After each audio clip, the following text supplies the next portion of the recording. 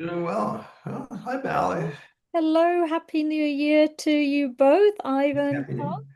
Happy New Yeah, Year. awesome. Happy New Year to you. Lovely to see you. Good to see you. Hope you're rested, ready for 2026. And yeah, it's great seeing you both. Yeah, awesome. It always is. Yeah. So Yeah. 2026 is just like 2027, just like 27. It's going to I be a always good just one. look at it as a new week, and the question is, what are you going to do with it? Exactly. Yes, this is it, right? It's a new quarter, new week, and Hmm. it's certainly been a fresh, cold week here, as you know, Ivan. Yeah, absolutely. And we're always blessed if we wake up. That's the way I look at it. There you go. Yeah, Exactly. And the yeah. question is what you're going to do with your day. There we go. Exactly. Yeah. Mm. As coaches, we always look at that, don't we? We always sort of ask those questions. Yeah, yeah. Oh, anyway, all well in your world? Yes, good. Thank you. Yes, really well. We've got exciting lineup today, which I'm super excited about. And it's, as always, it's great seeing you on and hi. Lovely seeing you there. Hi, Bali. Hi, everyone. Happy New Year. Happy New Year to you. Hmm. Good to see you on. Thank you, Haya. I know you said that you made it on. You're feeling under the weather and you're here, which is Yeah. fantastic. Uh, oh, goodness me, they got the lurgy. Yeah, I have a simple solution for that. It's called whiskey and honey, That would be radical. taken together, by the way. Okay. Um, I've just got to run out quickly. I'll be 2 seconds. Okay, okay. Yeah, But carry on. Don't wait for we'll me. continue. Yes, we'll continue. Hi, Kathy. Hello, Anita. Hi, Bally. Happy New Year. Happy New Year to you too. I know it's very early for Anita. We've got, yeah, it's great seeing you, Kathy. Good seeing you too.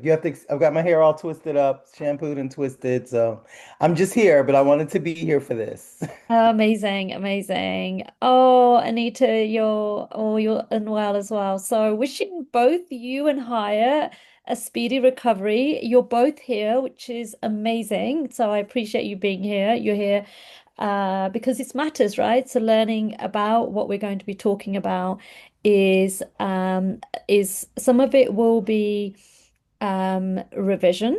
Some of it will be new, and I'm excited to hear what you've been doing in terms of prompting because we're going to, as always, we'll have slides, and yeah, we've got Keon, fabulous, and I can see David's here as well, which is amazing. Happy New Year, David. Happy New Year to you. Yeah, yeah, great seeing you on. It's been a while. Yeah. Oh, got Angie here. Beautiful. Yeah, we're going to kick off. And before we get started with the slides, what I thought I'd ask you is most of us have been working with LLMs, various LLMs, whether it's Claude or whether it's OpenAI's GPT or whether you're using Minstrel, Gemini, it could be a number of AI models. Do you have a particular framework? And I thought I'd start with that rather than, hi Angie, Happy New Year. It's great having you on. Richard, we got Richard in the house too, which is okay. Richard, I can see, I'll prove that. Um, do you have a particular framework that you use? And you may want to share it if you do have a framework. Don't worry if you don't.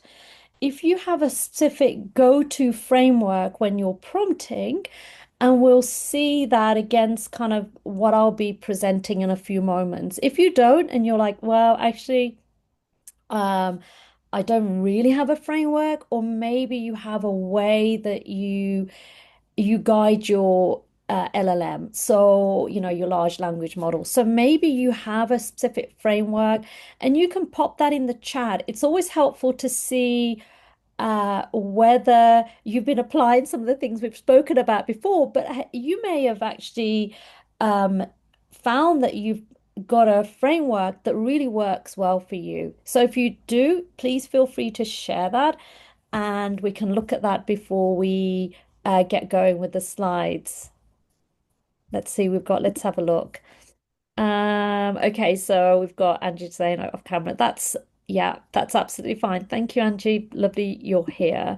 I can't see any examples. Greetings from Berkeley. Yes, greetings, David.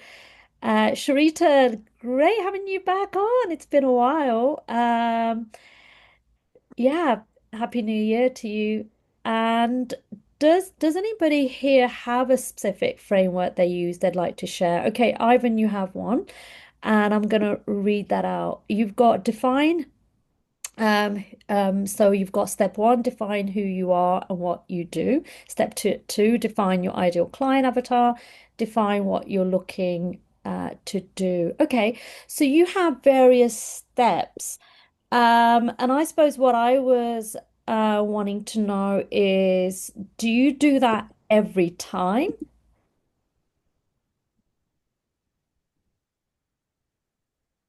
Um, yes and no. So in some instances, if it's always around the same define who I am, then I use a project or something where it's configured to know my voice and who I am and all the rest of it. So it's all configured. So then I just really jump to kind of a step. I always ask it, so who am I? And it'll tell me. And sometimes it changes. So I go, I agree or I disagree, and I make some changes. Then I talk about my avatar, because the avatar may change a little bit depending on what I'm looking to do and what I'm looking to do. So once I get into step three, I would then ask them, um, if I was looking to create, I don't know, an email sequence, I would say, okay, what ideas do you have?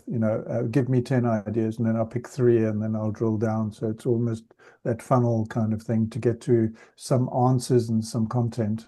And then from there, copy, paste, and off I go. Okay, Is that what you mean by framework? Yeah, yeah, it could be a framework. It's you're asking the LLM to do some of the thinking, which we'll be talking about Yes, today. absolutely. And Yeah. the thinking is more about not what do I know, but what does it know that I don't know and the avatar doesn't know. That's a great approach, and we'll be touching on that. That's fantastic. Yeah, so you're getting it to give you kind of the weights reasoning and asking it to kind of give you that, which is actually a really good approach. So we'll certainly touch on that today. So thank you for sharing. I believe Richard shared one. Hey, Suva, great having you on. Yeah, thank you. Sorry for the delay. I've just been running. It's great having you. It's as always. I believe Richard, I'm just gonna see what you put in the chat. So if I missed that, I'll read it out here. Prompting frameworks use context document, ideal customer avatar, you've said, which actually was what Ivan was touching on, Rosetta Stone combined with asking, oh, I've missed that now. We've just got another, oops, it got pushed up. Asking generative AI to write the prompt for you for your desired outcomes, which is something that we just spoke about, and ask it to challenge you on blind spots, to always ask qualifying questions and be aware that the generative AI products are different. This is a great thing to be thinking about. Use projects or custom GPTs can help with, so you get those, you can kind of create those GPTs or gems, whichever model you're using. When I say gems, that's what they're called in Gemini, if you've not been doing that. And then you're kind of gearing it in that way. Absolutely. This is great. Thank you for sharing. That's really super helpful for everyone. And then we're going to dive into looking at Rosetta Stone. So Ivan's asked sort of a question there around. We've got some few questions around Rosetta Stone. Do you want to touch on that, and then we'll go straight into Sure. some of the slides? Thanks, Richard. It's great having you on. So Rosetta Stone is actually the name of a document borrowed from uh, another group that I'm in, but it basically is an all-encompassing document about who you are, what you stand Okay. for, your values, your beliefs, your writing style, and it can be a pretty extensive 25, 30-page document. There's a couple of custom GPTs that we kind of cycle through. It's really about teaching the Gen AI, and Ivan, you pick up on this, about your identity. Mhm. And of course, yeah, you bake into that what products you have. But it really gives and you can make that dynamic because that can change. So, and you can throw your disk profile in there. It's basically a giant repository for everything and anything that is about you, your writing style, um, your target audience. The ideal customer avatar then maps to that. So you use them in tandem so that the Rosetta Stone helps the AI to kind of focus and generate the messaging in conjunction with the ICA. So it's representing who you are as best as possible, and then tailoring that for the ideal customer avatar. And yeah, certainly in projects like you said, and custom GPTs, it's really essential. But now that Gen AI has basically learned so much, chat to chat, you can have some of that already in custom instructions. And each of the Gen AIs now have the ability to store custom instructions. So what I do additionally is I took my ChatGPT custom instructions and had Claude rewrite that for Gemini and for Claude. And then both of those Gen AI platforms, you can use custom instructions also, which contain kind of a subset of what's in your Rosetta Stone. And the other point I made about, between what I consider the big three, which is like ChatGPT, Claude, and Gemini, they're all very distinct in terms of and you could throw Perplexity as a fourth because that's a RAG. That's a very, very valuable tool. And Valley did a wonderful session on that a few weeks back. But yeah, also know which Gen AI product really is best for what you want to do. I love Claude because it writes more humanistically. Its memory seems to be and it seems to be more locked in and keyed into what I do. But I know, for example, Claude struggles inside a Claude project to remember things from like chat to chat within that project. ChatGPT is much better at that. I haven't done a project yet in Gemini, but Gemini is fast, has much greater capacity. I think it's got up to 1 million now. We've known that for some time. So yeah, Gemini is great for certain things, but the process stays the same regardless of what large language model you use. But the point is depending on what your output and your outcome is, you kind of want to use this, what we call a multimodal. And sometimes you'll use Claude to like take a Gemini output and have Claude, kind of give you its feedback. Multimodal really helps because you can kind of take the output from one, put it in another, and get some good feedback on how to rewrite it or how to optimize it. So that's kind of Thank you. it. Yeah, thanks for sharing. Richard, the other thing, you talk about the different models and we can share some of those models like Claude or whichever model people are using. People have kind of a favorite or the kind of go-to. Most of these are free. I mean, unless you're kind of building with GPTs, if you're building GPTs or if you've got pro versions, there's a cost attached to it. But also, what we'll touch on in the slides today is when we're thinking of Opus AI, ChatGPT, the various models within GPT, like 3 and 4.5 and 5, 1, 5.2, the latest. What you're going to find is they're going to be different too, because remember, each of those models have come with their preset data. They've already come with a way they've been trained. And I did a little experiment, which I'll share at the end, and I got different outputs. So if you're thinking about, we'll talk about these frameworks. So even within the various, your favorite models, within those, you have got their own legend models like GPT 4.5, which is their legacy model. I think that's what they call it. Yeah. Just to kind of be mindful of those various AIs. and just remember that they are going to be different. So we're going to get started. I'm going to share some frameworks with you today. So thank you leading into this and talking about kind of where this sits for you. And please ask questions because I do want this to be interactive. We've got at 45 minutes together now, and I'll go through some of the frameworks. And at the end, I mean, you're going to find some of this, like some of it might be a reminder, some of it might be brand new for some of us, but that's okay. We are where we are, right, in terms of where we're starting. So, yeah, so we're going to be looking at prompting. We're moving away from basics. I mean, when we talk about basics, actually, we're thinking, what does that look like? So we've noticed that some people have a way of working with these AI models, like Ivan mentioned, that you get the AI to actually do some of the thinking. And so what I'm going to be talking about is some of the frameworks. Actually, if anything you've mastered in AI, and for kind of working through this, if you can master prompting, that would be the fundamentals of AI for everybody, because that's the key.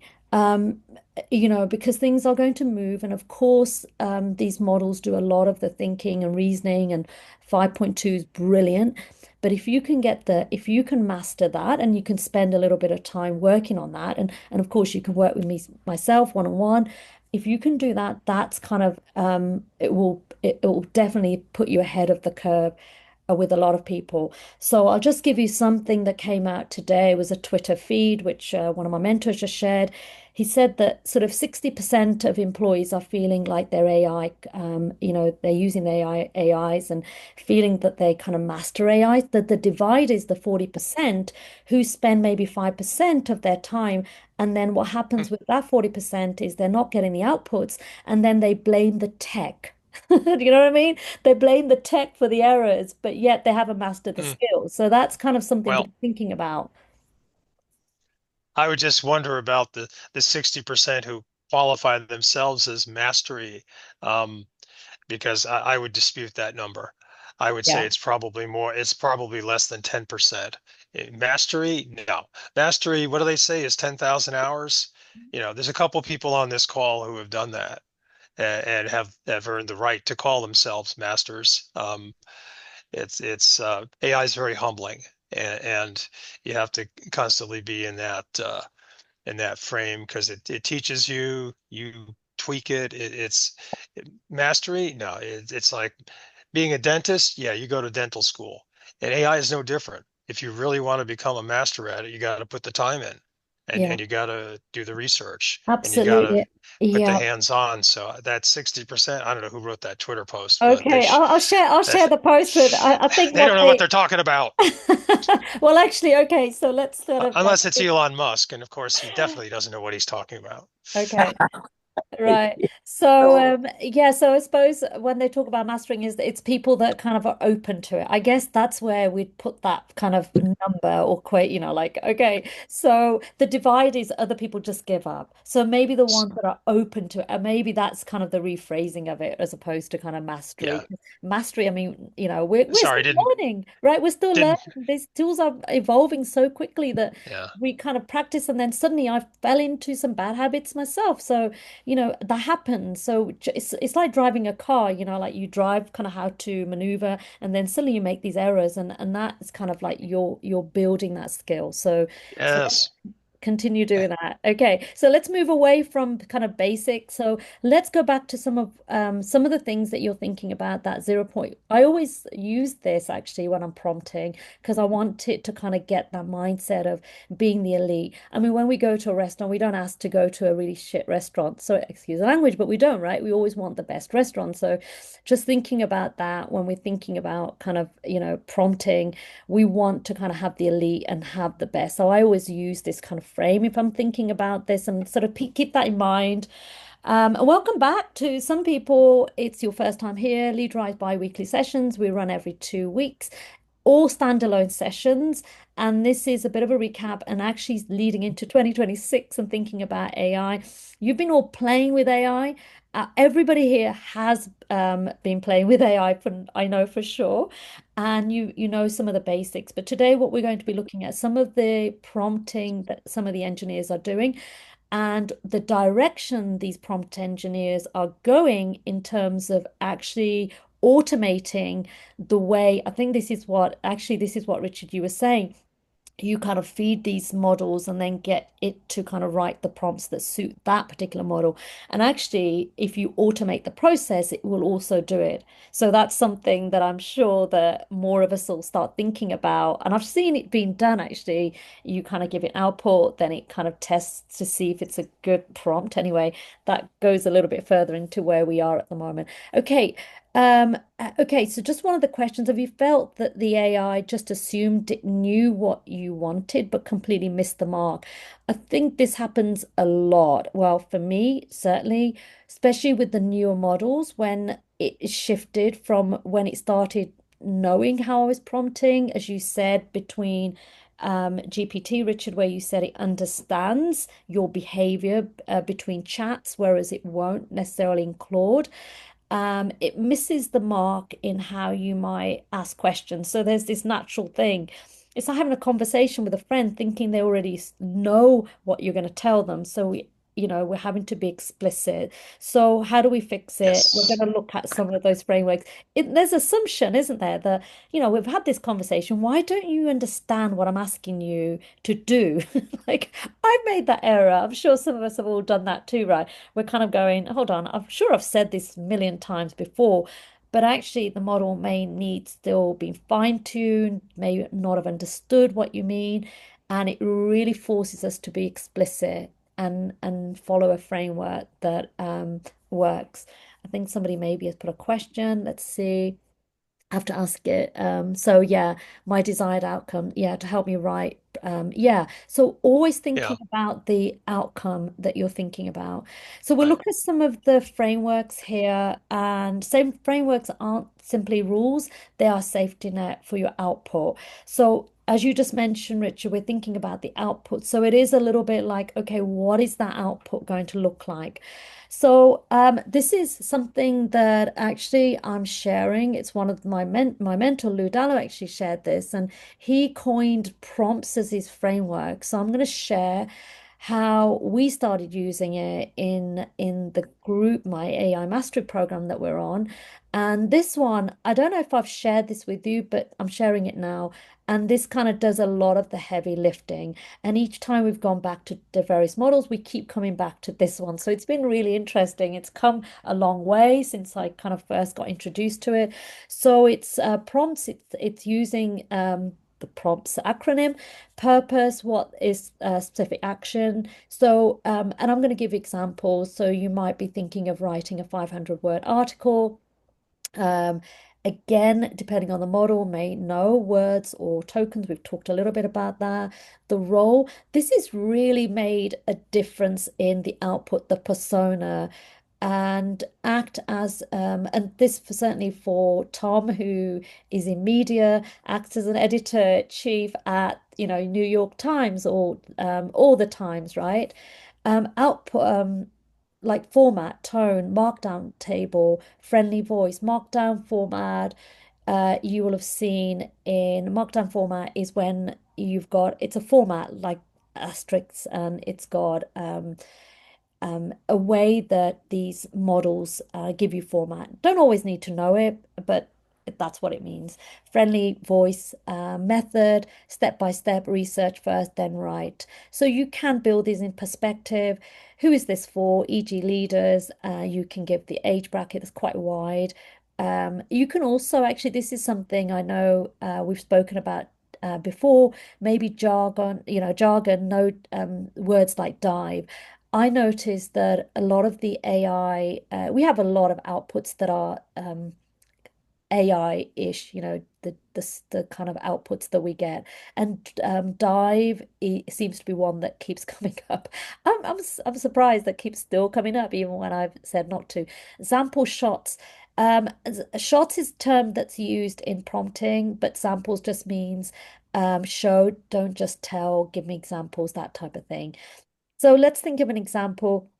Let's look at health supplement. So instead of write a post for vitamin D, we use prompts to target health conscious professionals with a scientific but accessible tone.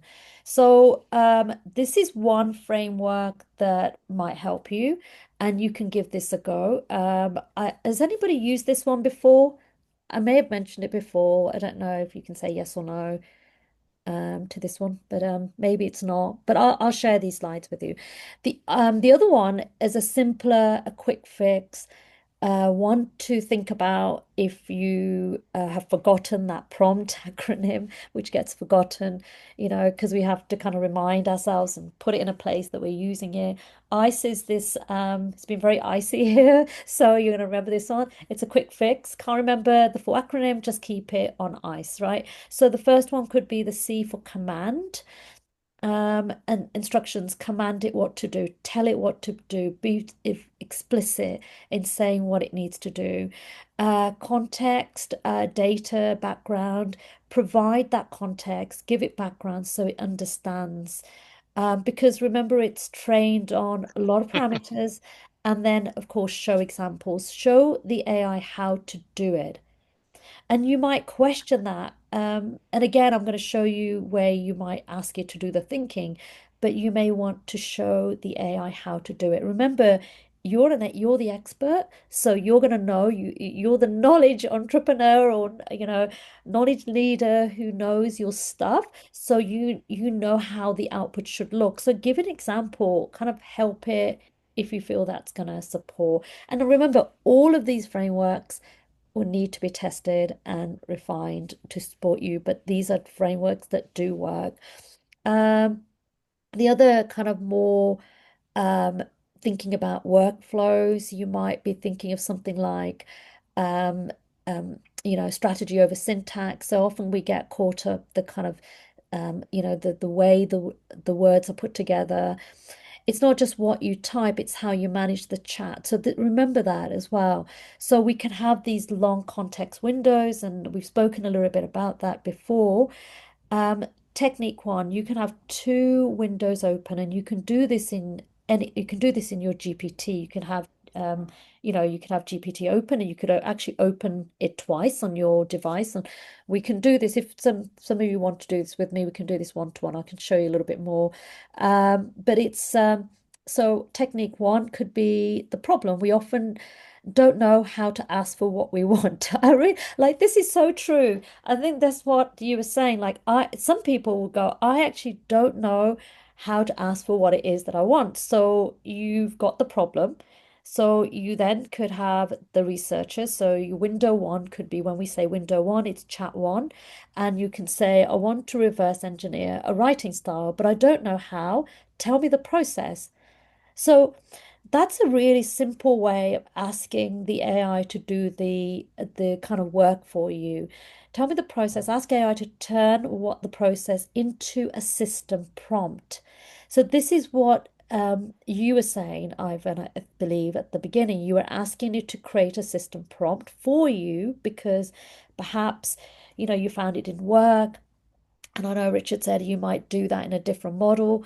And then use second window. So remember, you can keep it separate. And then you then execute and paste that prompt into a fresh chat to do the work. The reason we might do that is because now we're starting a fresh chat and we're keeping it so we're keeping the noise down and allowing it to kind of focus a little bit more. And so it doesn't get confused by what you were asking it before. Now, the newer models may be better at this. 5.2 might be better, which 5.2, when I mean that, is the latest model from GPT, might be better at doing that. But that kind of tends to work. So we've got sort of two windows open, and we're looking at kind of the flow there.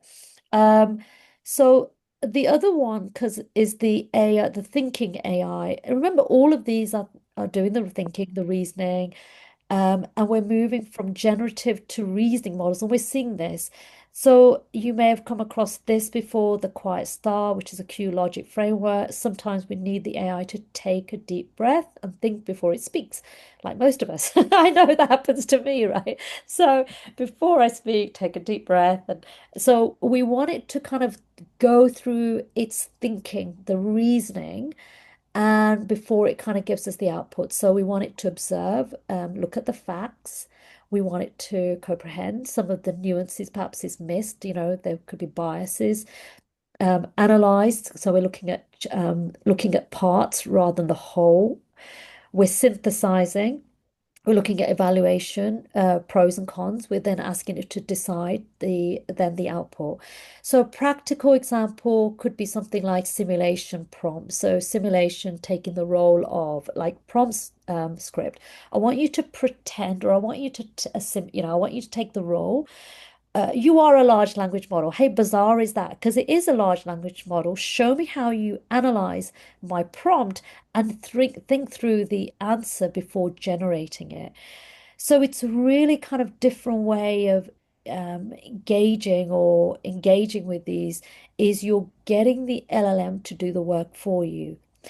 One of the magic things with using any of these AI tools or, very kind of sophisticated, we never get stuck these days. That's something to be thinking about. So, how can I get the LLM to support me through that thinking process? Because it's something to go through because they often have their reasoning and I actually get it to kind of think through. I mean, we've spoken a little bit about this before, but something to consider. Um, the latest research. So I started thinking, okay, so are these kind of most relevant? What's the latest research kind of showing us?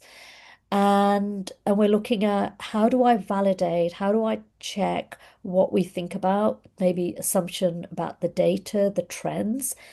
When we think of N shot, we're thinking the number of examples. N shot just means number of example prompting. Still seem to be leading with in terms of giving it an example, tends still to be leading at the moment. I just did some research. I used Perplexity to research this, looking at like which the prompting approaches are working really well. And this kind of still came forward because if we give it an example, it's got something to work with. So and also structured prompts. Research shows they cut costs by 76% and boost accuracy. Now, you might be thinking, well, actually, what does that mean? Now, if we're thinking of automation and we're getting the AIs to do a lot of the work behind the scenes, then we're thinking about cost then because it's costing us every time we're using the word. Perhaps we've got an extra word in there. So we're looking at kind of structured prompts and adaptive prompts.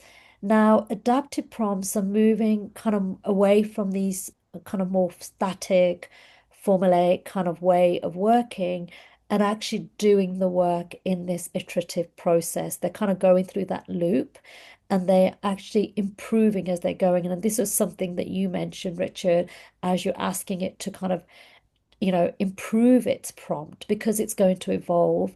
And there's a whole school now that looking at how do we make our prompts systematic for a group so we get the outputs.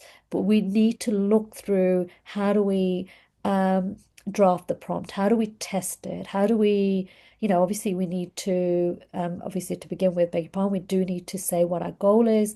We need to be drafting, testing, evaluating, refining. It's a kind of a iterative process which we'll see more of. I'm just going to see if somebody's got a question here. Okay, so there's a rule of thumb. If you're starting a new chat, you need at least 1,000, 2,000 words in a conversation to establish sufficient context. Interesting. Do you want to speak to that, Richard? And then I'll continue with this. Yeah, I mean that's really kind of an obvious point, and I think it speaks to what you mentioned yesterday. If you open up AI and say, write me write me a blog post on what's happening in Venezuela, you're going to get mediocrity. What you really want to do is understand, you know, obviously use some of the tools that you've already indicated, topping and tailing, and you know, some of these great things with it. And I always say, and that's where the clarifying questions really come into play, because every time you ask it to ask you clarifying questions, it gets closer and closer to context. So for me, that's the prompt that really ensures that you know, ultimately, yeah, I'm going to get to 1,000 or 2,000 words. It may sound frustrating because it's going to keep asking you multiple times, qualify, especially ChatGPT. And at some point, you know, you can just tell it, okay, we're good. Because yeah, you can, it can go on in perpetuity. But yeah, and you'll start seeing some of the clarifying questions are redundant, and you can just say, no, we're done. So help me to write the prompt based on the context, knowing my output from there. So it's really triggered by the question about ask me clarifying questions. And also, as I mentioned earlier, the whole thing about blind spots, because you know we don't see things and AI does. That's the thing. AI sees a 360-degree vision of anything we ask it to do. We as humans do not. So we may be missing valuable pieces of information because it's just not in our vision, but it will, if you ask it, it will call you out on your blind spots. That's a great reminder of actually, because it's a fantastic reminder of asking it to dig deep, asking it to and then continue clarifying and go further and go continuously go further. I tend to do something second order consequences, because often what tends to happen is we start with the initial inquiry, but we maybe haven't formulated it in a way that needs to be formulated better, so improve it. So continue improving the prompt until we're sure the prompt is going to work. And it does take a bit of iteration. You're absolutely right. It does take, and it can seem frustrating. But once you have those prompts, you don't need to continue going back to what I call the first basic, the basis again, Yeah, right? You've got it. So start kind of collating those. You've got these in repository. I know you keep these in LangChain, or maybe, you know, you see developers sharing their prompts that really work well. And ones that work for you, start keeping them. And you can even then use them to create your own GPTs or your own gems that we've spoken about before. And if you want to work and want to find out a little bit more, then of course we can do that one-on-one. But that might be a really good place because you've done you've done the heavy lifting using your AI tools, and now you have something that you can work with. And then you can come back to it at a later time. And so dig deep and don't take its first answers. That's always a golden rule, right? Just don't yeah, take first answers. Continuously asking it to check and do the triangulation, which I often ask people to do because I don't trust its output.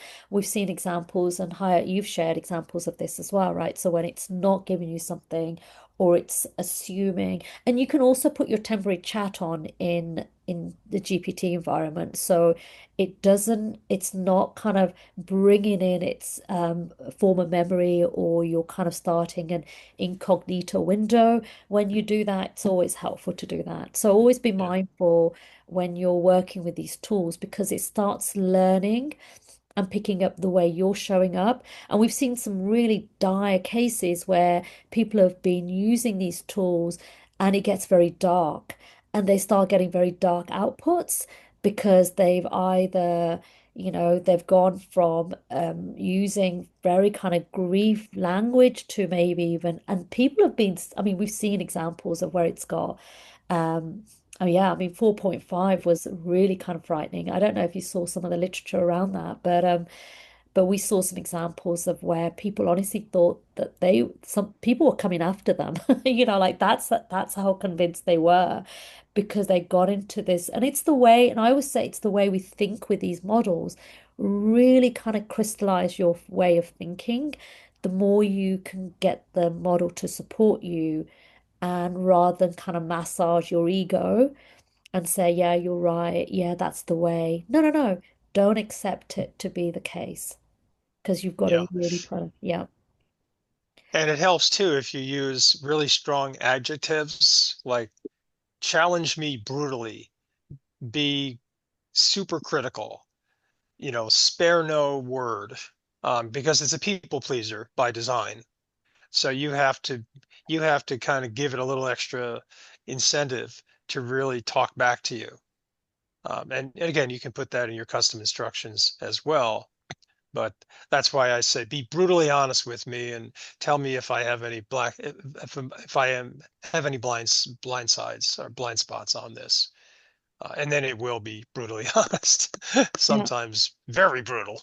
Absolutely. And I played around with a prompt which I'll share with you actually. And I'll share that with you in a few moments. And I've also created a GPT, which I'm happy to share via email because most of you are in my email list, right?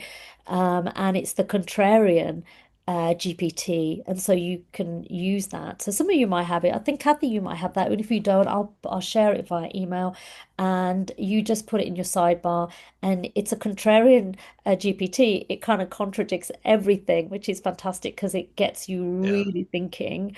And I sometimes forget to use it. I have to remind myself, oh my gosh, I have this, and this is going to really challenge my own thinking because that's what we want. We want to not stick with the status quo, be challenged and use these AI tools to the best. Most of us are running our businesses, and of course, time is of essence, of course. But once we have these, insights, it really helps um, with our kind of thinking, but also people who we're serving. And we talked about the ideal client. So yeah, so thinking about refining. No, the newer models like 5.2, which is GPT's OpenAI's most powerful but sensitive.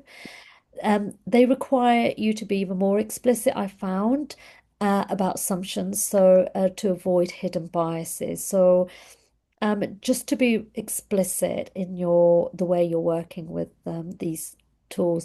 The future is that multi-agent orchestration, one agent researches, one writes, one edits. LangChain Anthropic case studies I can share with you, which is a way that you're getting one of the agents researching, one does the writing. And this is where agentic, and I know we've got some of you who are already doing that for clients. And so this is something that you could be doing in that process by your agents, doing some of that research and giving you the outputs. Contextual memory, the AI remembering past interactions so you don't have to repeat yourself. Well, be mindful that it might remember that, but don't always solely rely on it. Okay, so some of the things we've spoken about here, and by no means I'm going to then give you, in fact, I can give you the contrarian GPT in a moment. So we started with prompts, okay? So I want everybody to have a go at using prompts, okay? So and give it a go, whichever model you're using, and see maybe the differences you're finding between these different models and ICE as well to build our foundation. And there could be other ones as well. Context is also important, right? So we're thinking about context. We're also thinking about the one word can often change the output. So think about the semantics, the word that we're using. And have a list of words and adjectives, as you mentioned, Richard, too, right?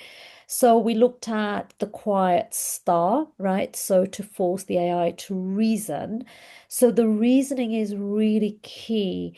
Now I know with DeepSeek and I really like working with DeepSeek. Actually, I'm not using it as much now, but I found that to be one of the ones that really opened up my eyes to how these AI models reason. I don't know if you were using that. Some of you may have been using it, but you could see it reasoning. It was going through its thought process. So I was reading through kind of, okay, that's how it's thinking through my questioning or my prompt. And I could see it kind of as I was asking it, and it would give me that, not just the output, but actually the reasoning. I don't know if it's still doing that because I haven't used it more recently. My go-tos tend to be Gemini. I really like Gemini at the moment too, as you know. Claude for writing and GPT as well. So Minstra as well, right? So some of you may be using that. But we looked at the two window and thinking about forking to speed up our workflow. It looks like I missed a slide. I think I may have updated one of the slides. So I may find that and show you that because one of the slide decks has actually, I just noticed that's gone from this latest version. I was amending something and I've lost it, but I'll share that. And we saw the future is adaptive and multi-agent. So let me see if I can find that for you now. So okay, so before I give you that, I really want everybody to thinking about their brand, okay, and thinking about how you're going to do this. Actually, let me see, because it looks like I've missed something out. 1 second. My apologies. I've taken something out of my slide deck. Okay, this is the one I wanted to show you. Okay. Let me see if there's a question here. Appreciate, okay. So Angie's got a question, and then I'll show you that one I missed. Can you provide any advice if I have practiced with Claude and Google Notebook and Gemini, etc., but because of my being a beginner and have inadvertently trained AI to inaccurately represent me, how do I get a refresh start now that I'm learning about the importance of Rosetta Stone and training AI to respond based on my unique voice and values? That's a great question. That's a great question. Okay, no worries, Richard. Take care. Speak to you soon. Welcome back. Good to talk to you. Okay, great God speaking to you. bless. I'll message you later. See you, Thank you. everybody. Take Alrighty. care. Bye. You Yeah, too. that's a great question. In terms of noticing if they're very different, the various models, like Claude for sure will have some of that, but it won't remember across chats as much. Although in November when I was researching, it was picking up between cross chats. You can certainly put on them temporary chat, so you can start there. That's one way.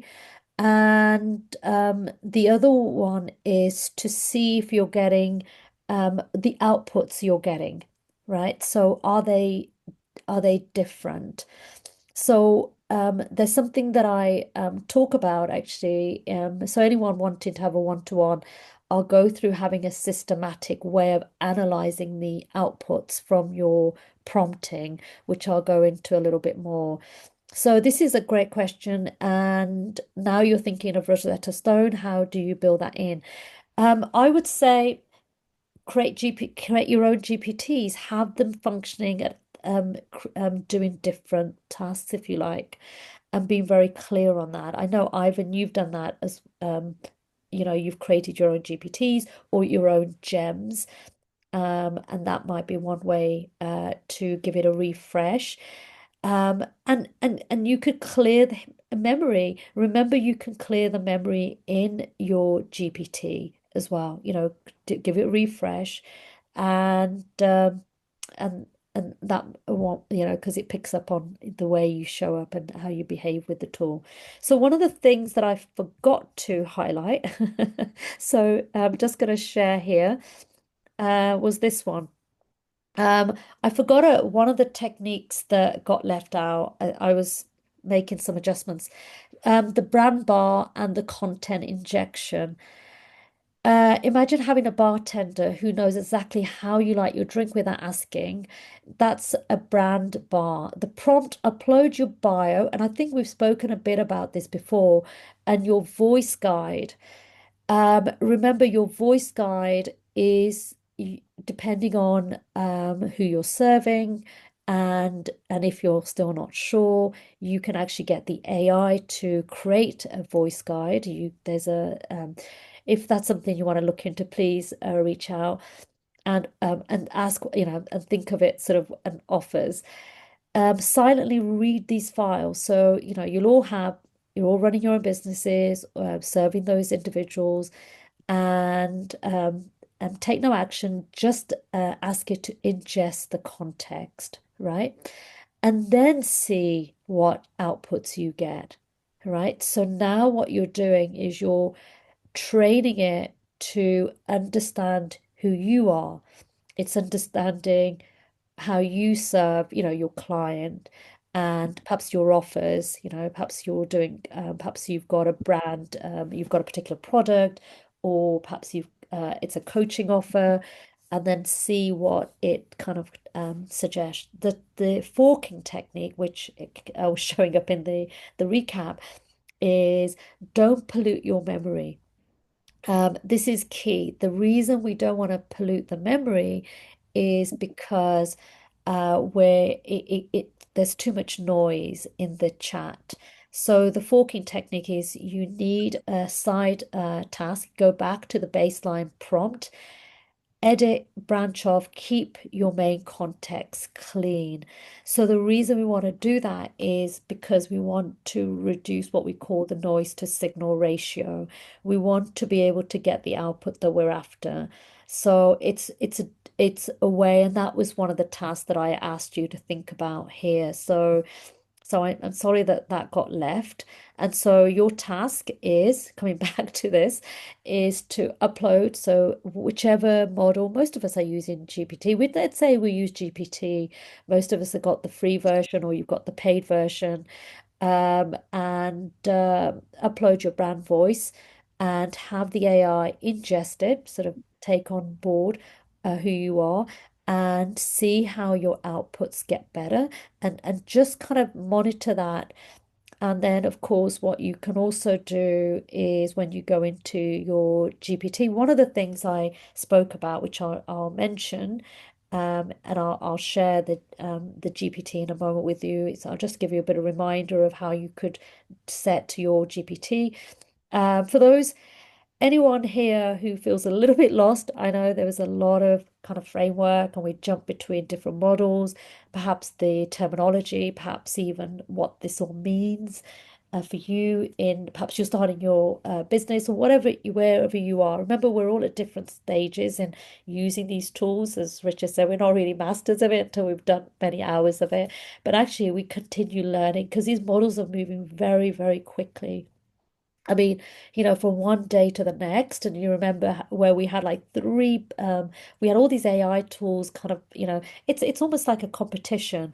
So for those who decide to kind of have some coaching sessions one-on-one, I'll include some systematic prompt evaluation because that's the way forward. Because if you're giving your teams prompts and they're getting different outputs, how do we kind of measure that? How do we monitor that? So the metrics and measuring and looking at kind of that's the future of like prompting, I believe, is looking at the evaluation and looking at the quality of the outputs from the prompting. So reach out and before 15 so we can discuss this, but we can have a one-to-one. You can do this via email. So I'm just going to show you a couple of other pointers before and I'll go into the GPT. Yeah, you're welcome. Michael, good to see you. So I'm going to show you what happens when you go into ChatGPT, the environment, and then you um, kind of look at the temporary chat, but also your settings.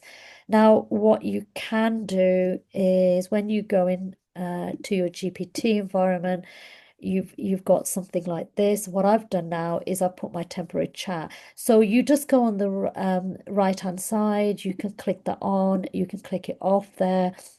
And it says this chat won't appear in history or use update chat GPT's memory.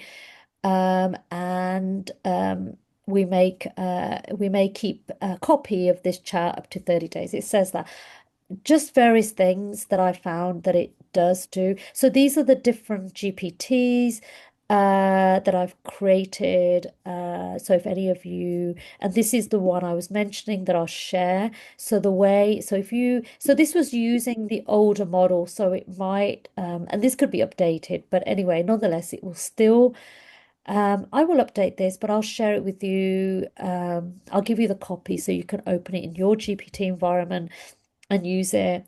What I'll do is I'll update it with the 5.2 version. So we've got that, and I'll give you that now. So all you do is when you get that GPT, you just put it in the slide bar and then open it. It doesn't impact my chat. It doesn't impact, it just has that in your window. I don't know. I don't see anything, right? Just to kind of, in terms of safety, people are ever worried. I'm not seeing any of it. It's just a GPT, which you will see people sharing their GPTs and selling them. I'm not selling this, I'm giving it to you.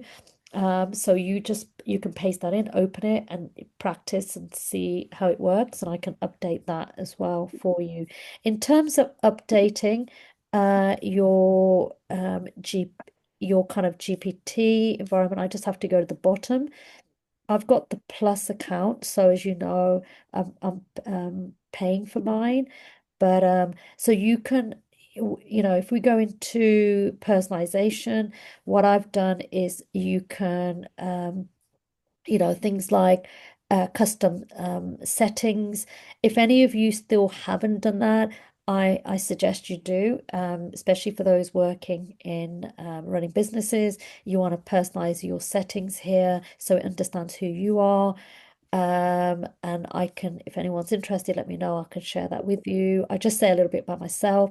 You can then update, you could turn these memories off, right? So this is where it kind of understands between conversation, right? Between the different memory conversations you have.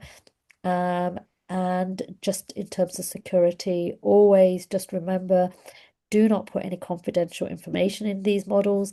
You do not want to give your name, or it's still we're still comply, we're thinking about GDPR, but just be careful not to put any sensitive information, and anonymize clients, right? Is something to be thinking about when you are working in this space. We've got a few more moments, and I'm going to open the floor for questions, feedback, things you could be thinking about, and then I'll give you a little prompt to play around with that might intrigue some curiosity. Any questions? Well, I have a question. Oh, is that David? David, is that you? Can't hear you.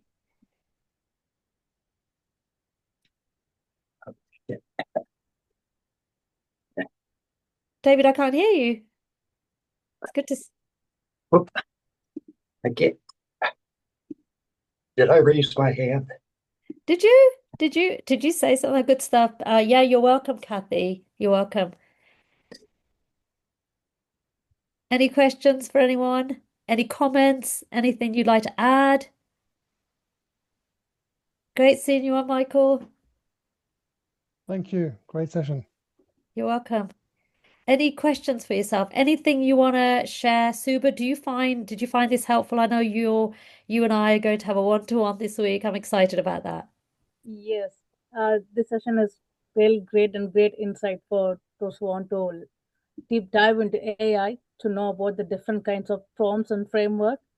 And especially, I would like to know about the types of prompts like chain of thoughts or end shot or zero shot prompting, and in what kind of ways, in what kind of models it works, and how depth it is between the architecture model as well as the context size. It's a great question. We did a session on chain of thought prompts, and I'll share that with you. And actually, the chain of thought prompt it's a powerful one that we didn't talk about today. But thank you for mentioning that. It's a really good one. I can certainly include that info when I share the email with everyone. That might be connect with as what you showed that before, that ICE framework. So it is not connected fully, but somehow it have the similarity between them. Yeah, so the chain of thought is it kind of goes through the various iterative processes as Yeah. you kind of produce the output. The other one that we talked about is a really powerful one, and it's called The Infinite Prompt by Michael Simmons. I don't know if you remember, if perhaps you weren't on in that session. It's one that is super powerful, and it's like a layered meta prompt.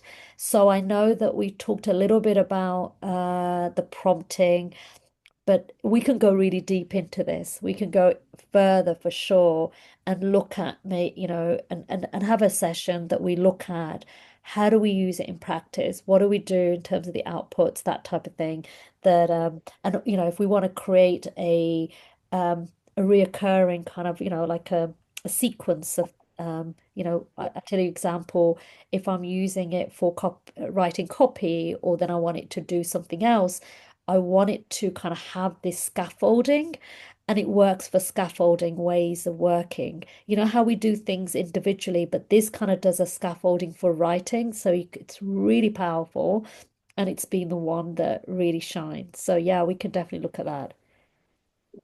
Does all the work for you. You don't have to kind of, especially I know because you're looking at automation, because that's Yeah. so powerful. Because then Mhm. you don't have to send each agent to do a different thing. You can then get it to do quite a complex piece of content without it kind of, having to go through different agents. Although there's also an argument that maybe they need to think through that before they hand over a task. Okay. But anyway, um, yeah. So hi, you have a question? Great. Ali, thank you so much. Very useful and informative as usual. I've got a question for the contrarian you just shared. Will it work if I'm using the free version? And do I have to customize it? No, Or no, it will you work? just, yeah, you don't have to customize it. I believe you should be able to use it if you're using the free version. You open it in your sidebar, and then it should pop up. Let me know if it does actually. It let me know. It should Okay, work. we'll try If it and we'll let Yeah, you know. Thank you. yeah, do Okay. you can message me. We're on WhatsApp, aren't we? Yep. So yeah, we can do it through that way if you've got the free version. Super, I think have you got the free version yourself? Yes.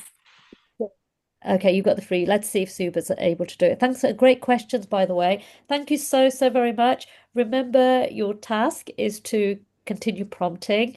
Let's fall into good practices as we're prompting. It's a reminder for myself as well, by the way, right? It's not that I'm getting it all right. I am learning as you all are, we're all doing this, and we're looking at what's working. So I'd love to have some shares when we next meet. In 2 weeks' time, we'll meet same time.